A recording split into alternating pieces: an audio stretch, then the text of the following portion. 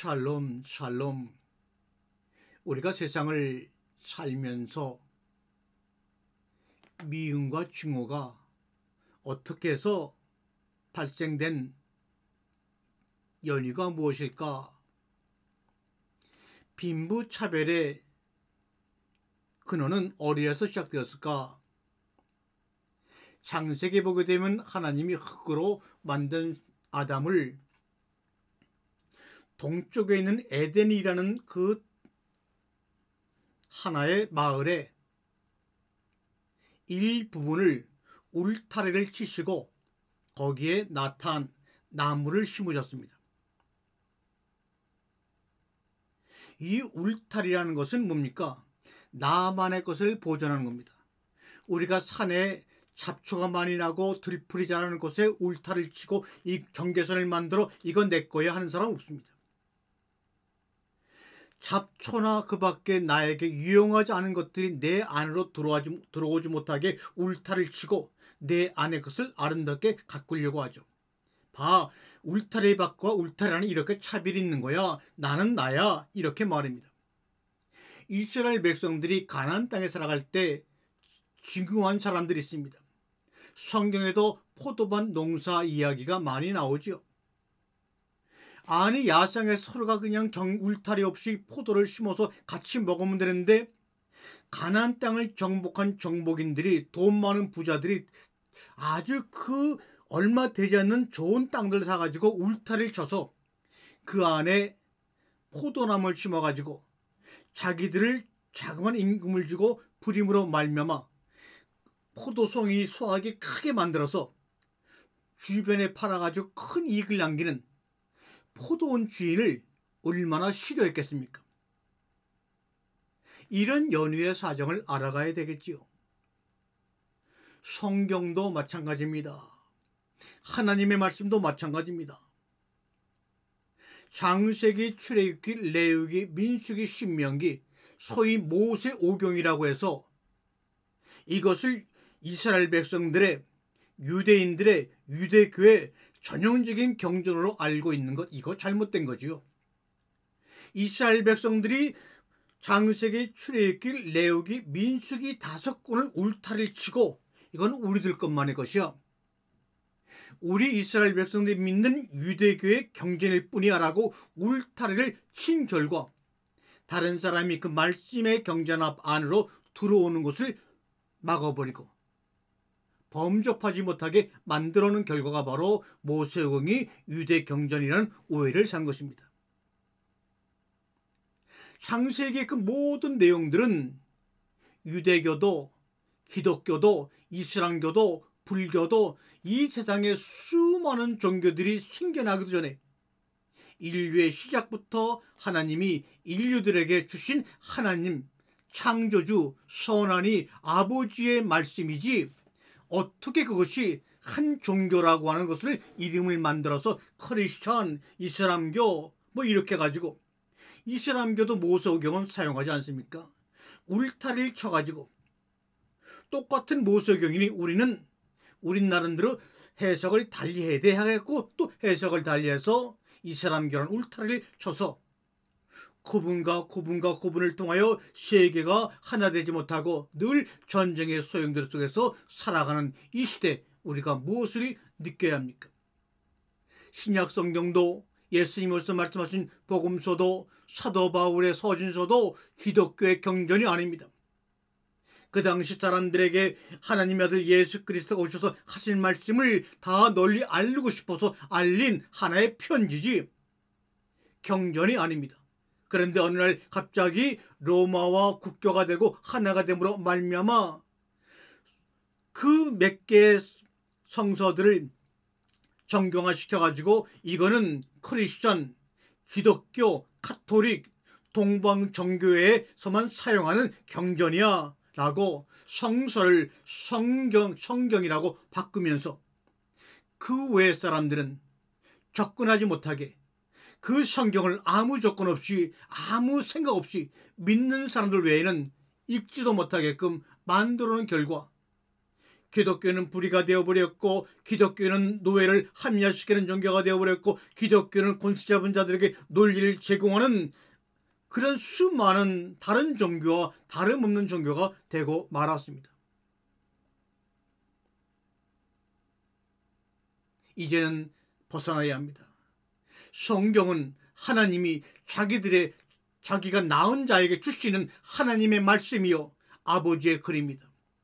기독교인들만의, 이슬람교만의, 유대교만의, 동방종교만의, 누구누구의만의 제한된 경전이 아니고 하나님의 말씀을 기록한 성서입니다. 그런 측면에서 보게 되면 기독교라는 울타리를 치고, 그것도 동방의 기독교도 아니고 로마에 있는 작은 도시의 서구 기독교가 어거스틴을 통한 그런 그 황제들과의 결탁으로 인해서 기독교가 공인이 되고 국교가 되면서 만들어졌던 그 원죄라는 교리는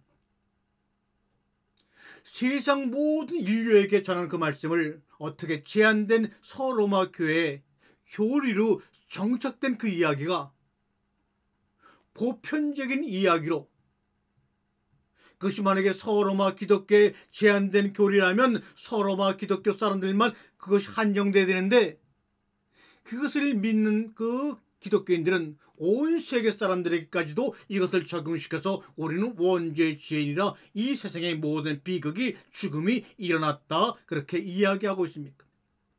자신들이 지금 무슨 이야기를 하고 있는지 한번 돌이켜 보시기 바랍니다. 주님께서 아담을 에덴 동산의 울타리를 치고 글로 인도한 다음 처음으로 대야에 물꼬를 튼 것은 바로 뭡니까? 선악을 알게 하는 나무를 먹으면 죽고 죽으리라.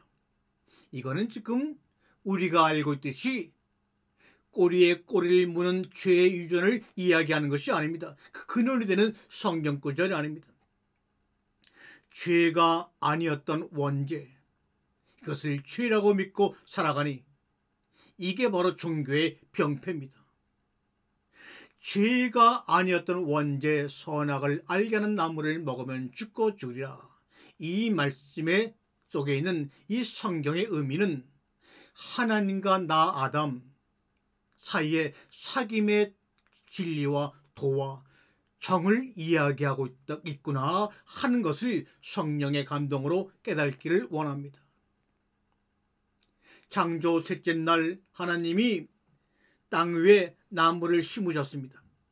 그러면 나무를 심었으니까 하나님은 원래대로 500년 된 나무처럼 울창한 나무를 심었을 것이고, 그 나무는 심자마자 열매가 주렁주렁 열리고 큰 잎사귀가 커서 그늘을 제공했을 거야 라고 상상하지 마시고, 창조 셋째 날에 심겨진 그 나무는 뿌리를 땅속으로 깊숙이 내려서 어떤 비바람에도 쓰러지지 않도록 먼저 뿌리를 단단히 내렸을 것입니다. 그리고 싹이 나고 줄기가 자라서 굳게 되고 거기 잎사귀가 열리고 꽃이 펴서 후에는 열매가 맺히죠. 창세기 5장의 족보를 보게 되면 그 족보의 사람들이 이 세상에 태어나서 500년을 지나며 600년을 지나며 살다가 죽었더라 이렇게 말합니다. 창세기 셋째 날에 심겨진 그 나무가 100년, 200년, 500년 그 시간을 지내고 꽃이 펴서 열매가 맺혀지니까 그 열매를 누가 먹습니까? 아담과 우리들이 먹지 않습니까? 그러므로 죽는다고 말씀하신 것은 그 나무가 사람이 스스로 죽는 것이 아니라 바로 열매로서 다른 생명에게 먹힘을 당함으로 하나가 된다고 하는 것을 설명하는, 사람과 사람, 하나님과 사람 사이에, 창조물과 피조물 사이에 진실한 도와 정을 지금 이야기하고 있는 것입니다.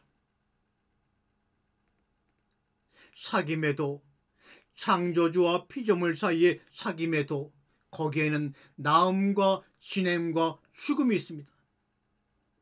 사귐의 도라고 하는 것은 생사를 경험하니 사귐의 도를 알겠고, 우리가 삶의 빈부를 경험하니 사귐의 정을 이제야 알겠구나 이 말입니다.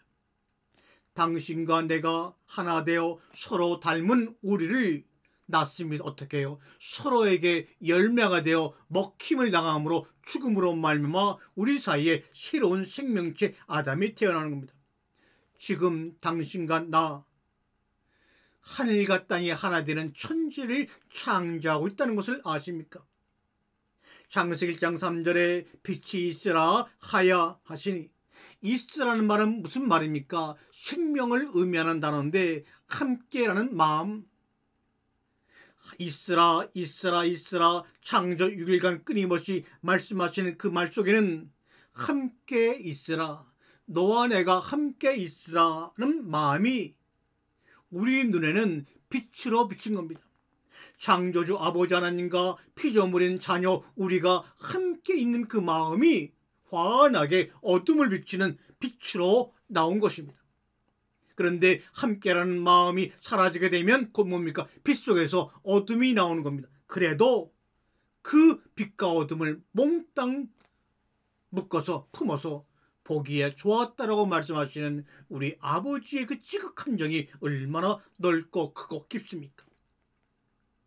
저는 늘 말씀을 전할 때마다, 아니면 우리 아내와 함께 대화를 할 때마다 선하고 온유하고 정제된 언어를 구사하지 못하고 있는 것을 압니다. 왜요? 그 정제되고 아름다운 하나님의 말씀을 구사하기에는 제 마음이 늘 돌같이 딱딱한 황무지고 사막이기 때문에 라는 것을 전 늘 경험하게 됩니다.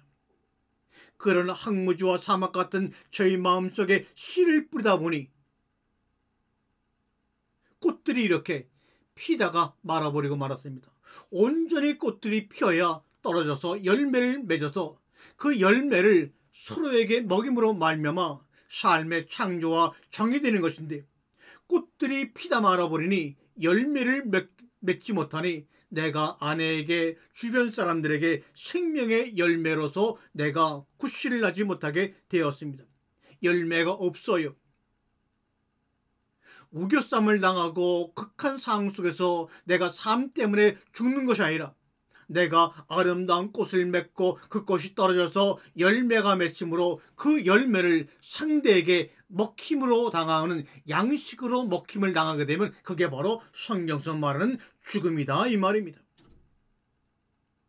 저는 60평생을 살아오면서 어느 순간순간마다 누군가가 나를 온전히 믿어주었더라면 내 삶이 어떻게 변했을까 되돌아봅니다.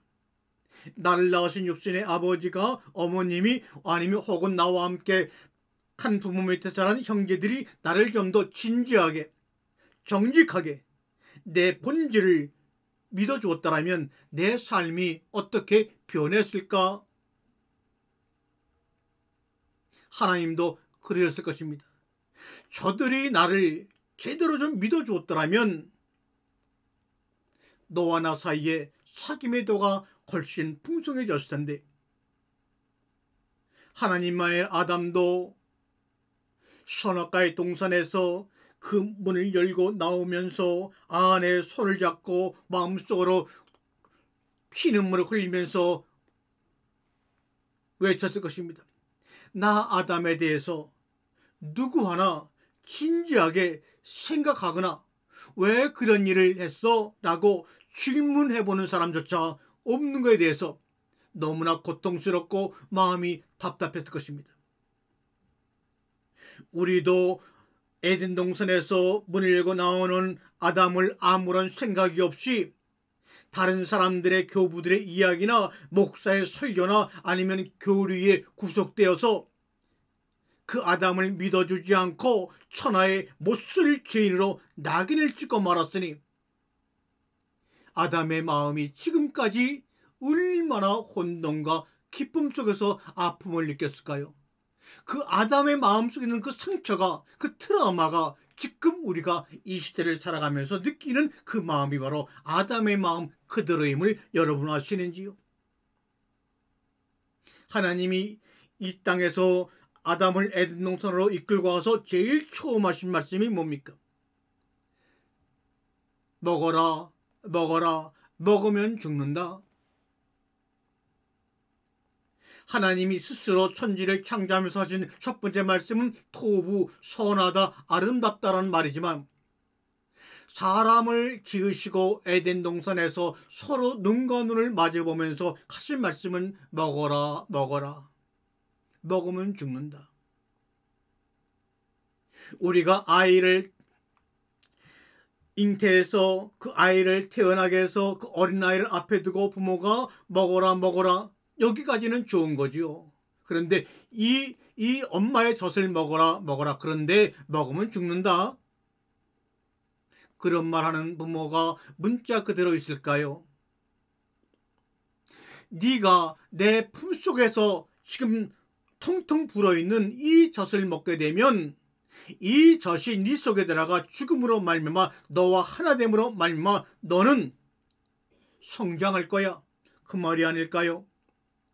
예수님이 십자가에 돌아가기 전에 마지막으로 하신 말씀이 뭡니까? 그 전에 먹으면 죽는다고 말씀하신 아버지 하나님의 말씀과는 문자적으로 반대의 뜻을 가지고는 먹지 않으면 죽어, 먹지 않으면 죽어. 그러므로 꼭 내가 너희들이 먹도록 나를 십자가상에서 피를 흘리고 내 살을 떼어 내어줄 거야. 먹으면 죽고 안 먹으면 죽는다니 하나님 말씀을 따를까요? 예수님 말씀을 따를까요? 그렇게 생각하지 마시고 그 우리의 구주가 되시고 우리의 아버지가 되시는 부모님 앞에는 자녀들이 먹고 안 먹고는 문제가 되는 것이 아닙니다. 먹어도 좋고 안 먹어도 좋은 상태 속에서 이것을 놓고 나에게 말씀하신 이분이 나의 선하신 아버지냐 어머니냐 이것을 알아가는 게 중요한 거 아닙니까? 옳고 그름, 선과 충과 불충은 인간적인 문자로만 따지면 그 일을 누가 어느 시기에 경험하느냐 격려에 따라서 선과 악의 기준은 다 달라지는 것이 아닙니까? 창세기 2장 17절은 아담과 하나님 딱 두 사람밖에 없는데, 두 사람이 아니겠죠. 하나님과 한 사람밖에 없는데 서로 마주보면서 무슨 선악을 논하고 무슨 선악이 필요하겠습니까? 인간이 말하는 선악은 서로에게 유익이 되느냐 안 되느냐에 따라서 행동을 하는 것인데, 아니 자기를 지은 아버지 앞에서 어린아이가 무슨 유익되게 하나님을 이용할 사람이 어디 있고, 자기를 낳은 아버지를 두려워하는 아이가 어디 있습니까? 저희 자녀들도 마찬가지지만 저에게는 지금 손주가 하나, 둘, 4명이 있는데 그놈들이 아무리 높은 데서라도 그냥 제가 앞에 있으면 막 뛰어내리는 겁니다. 이것이 그렇게 높다는 거 알면서도 왜 뛰어내릴까요? 두려움 없이 그 앞에 우리 아버지는 할아버지가 앞에 있기 때문에 두려움이 없는 겁니다. 이 뛰어내리는 것이 죽는 것인지 사는 것인지 선한 것인지 악한 것인지 그런 거 구별하지 않아요. 그저 내 앞에 우리 할머니, 할아버지, 우리 아버지, 어머니가 있다는 것, 그것이 바로 나 할아버지가 손주를 바라보는 즐거움이요 기쁨입니다. 이것을 누가 빼앗아 가겠습니까? 아무리 피곤해도 내일 같으면 드러누울 텐데도 손주들이 와서 그런 일을 하게 되면 갈 때까지 어디서 그렇게 쉼이 났는지 기쁨으로 그 일을 감당합니다. 여러분, 성경의 말씀은 개신교인들의 전유물도 아니고 가톨릭의 전유물도 아니고 어떤 종교의 전유물인 경전이 아닙니다. 우리 모두의 것입니다. 이 지구상에 수천 년부터 지금까지 존재한 모든 사람 한 사람들의 것입니다. 히브리 성경으로 된 원어 성경을 주고 히브리말에 능통한 아이에게 이것이 무슨 뜻인지 물어보게 되면, 그래서 그 아이가 하는 말을 들으면 우리의 성경 해석이 우리가 성경을 이해하는 것이 얼마나 잘못되고 어처구니가 없는지 여러분 알게 될까요? 그리고 기독교가 하나의 종교로 공인되기 전에 사람들은 성경의 말씀을 낭송해 듣고 있을 때 우리가 깨닫는 것 같은 그런 깨달음을 가지고 있었을까요? 어거스틴이 콘스탄틴 황제와 하나가 되어서 원자라는 교리를 만들기 전까지 그 이전에 300년 동안 초대교인들은 원자라는 생각조차도 그들의 기억 속에 없는데, 그러면 그들은 뭡니까? 어거스틴 이후의 사람들은 원자에 시달리고 그 어거스틴 이전의 사람들은 원자라는 것을 알지도 못했는데, 그럼 그 이전의 사람과 원자에 매달린 우리는 어떤 차이가 있단 말입니까? 도대체 좀 생각을 하고 신앙생활하자 그 말입니다. 성경책이 없어가지고 편지로 보내게 되면 그 편지를 목소리가 좋은 사람이, 글자를 아는 사람이 낭송했을 때 그 낭송을 들었던 에베소 교회, 라우디아 교회, 빌립보 교회, 고린도 교회, 그 많은 교인들이 깨달았던 그 깨달음은 아마 우리가 깨닫는 깨닫는과 천지 차이일 것입니다. 그렇다면 큰 문제가 아닙니까? 큰 문제가 아닙니까?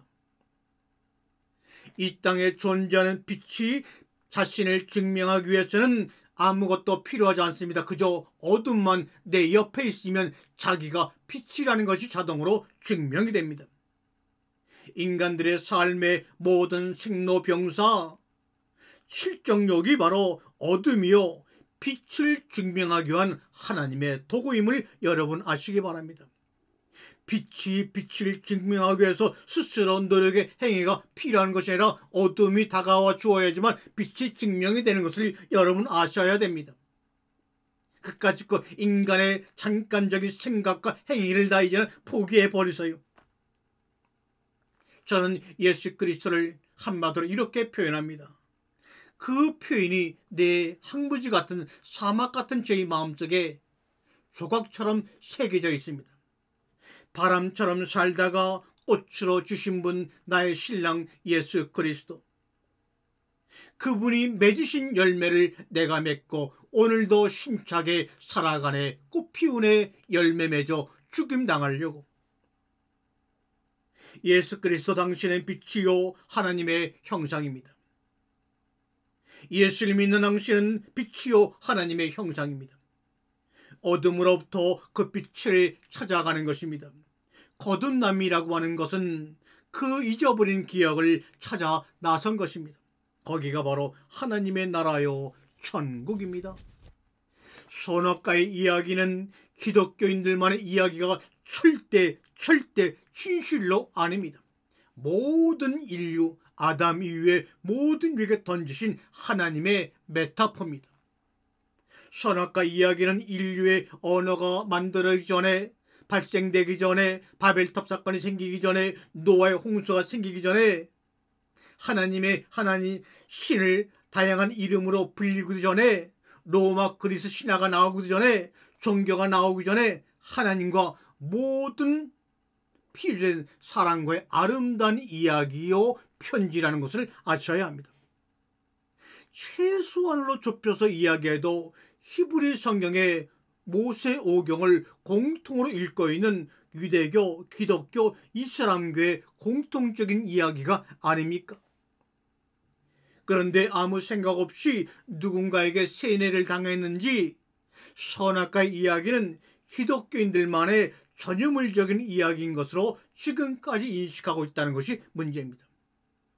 그 이야기가 기독교인들만의 이야기가 아니고 이 세상 수천 년 동안 지금까지 온 인류들을 향한 하나님의 이야기라면 그것을 어떻게 우리가 지금 깨닫고 이해하고 이야기를 해야 할 것인가?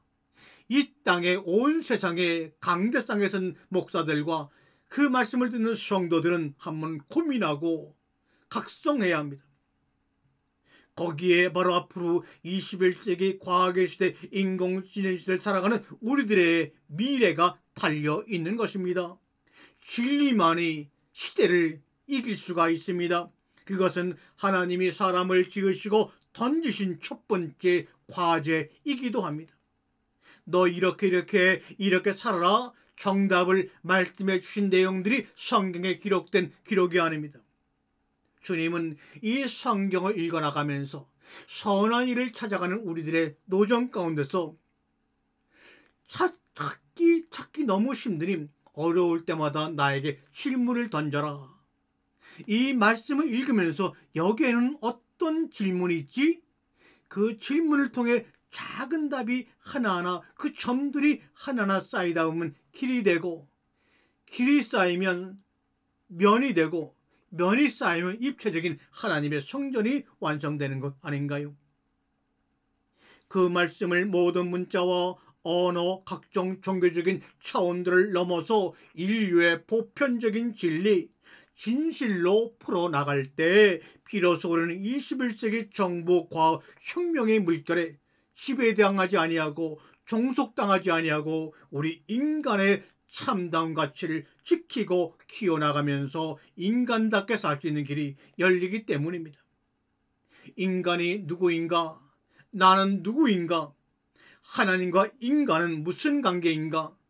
끊임없는 질문 속에서 진실은 찾아지는 것이지, 믿습니다 믿습니다 외친다고, 소나무 뿌리를 뽑아온다고, 금식한다고 진리가 알아지는 것이 아닙니다. 진실이란 말이 무엇입니까? 눈에 보이는 감각적이고 실제적인 참인 실이 추상적인 관념적인 참인 진가 만나 생겨난 말이 진실입니다. 옳고 그름, 성각, 양 차원의 참을 아우른 진실은 우리 삶의 속도는 알맹이를 남김없이 품어버리는 하나님의 정입니다. 진실은 없었다. 모든 게 진실이었으니까. 좋은만도 아니었다. 아름다운 면만도 아니었다. 깨끗한 만은 더욱 아니었다. 아닌 것이 더 많아 알맞게 섞어지고 잘도 발효되어 향기는 높고 감칠맛도 제대로인 피와 살이 되었더라. 친구여, 연인이여, 나의 아내여, 달고 쓰고 맵고 짜고 시고도 떫고 아린 우정도 사랑도 인생이라는 불모의 땅에 태어나준 꽃이여, 우리 서로 축복이여. 기적은 없었다. 살아온 우리 생애 모두가 기적이었으니까. 아멘. 선악과의 이야기는 기독교인들의 이야기가 절대 아니라고 다시 한번 다짐을 합니다. 하나님이 모든 인류에게 던지신 메타포입니다. 선악과 이야기는 인류의 언어가 발생되기 전, 신이 다양한 이름으로 불리기 전, 종교가 생겨나기 전, 신과 모든 피조물 사이의 관계를 이야기하는 사랑의 정의 메시지임을 여러분 다시 한번 깨달아 늘 선한 일을 찾아가는 도전 가운데서 하나님을 향하여 여러분 각자의 지혜로운 질문을 던질 수 있는 여러분이 되시기를 주님의 이름으로 간절히 축원드립니다. 아멘.